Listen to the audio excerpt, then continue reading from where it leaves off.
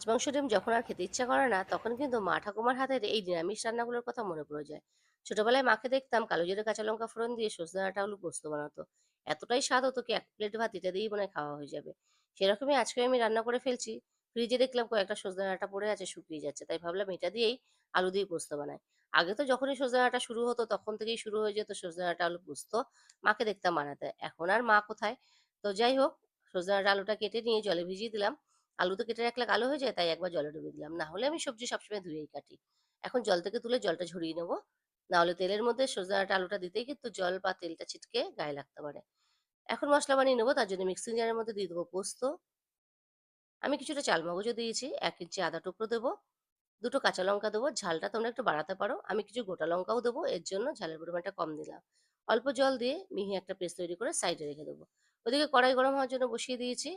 মাত্র ২ চামচ তেল দিয়ে কিন্তু রান্নাটা করবো, সর্ষের তেলে।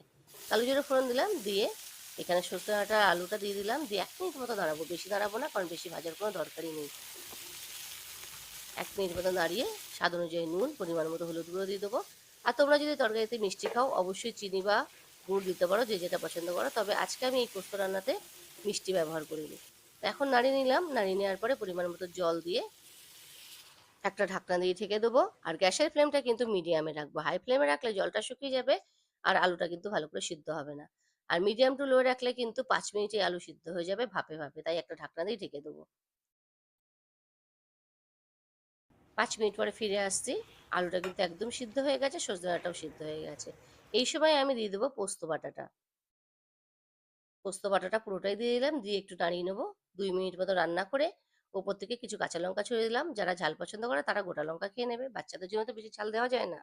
আর সর্ষের তেল ছড়িয়ে দিয়ে ঢাকনা দিয়ে ঢেকে ৫ মিনিট মতো রেস্টে রেখে গরম গরম ভাতের সাথে সার্ভ করে দেবো। তাহলে তোমাদের আজকের এই সজনে ডাঁটা আলু দিয়ে পোস্ত রেসিপিটা কেমন লাগলো অবশ্যই কিন্তু কমেন্ট করে জানিও। যারা এখনো বানাওনি অবশ্যই ট্রাই করে অবশ্যই জানিও। তাহলে আজকের জন্য এই পর্যন্তই। দেখা হবে নেক্সট ভিডিওতে।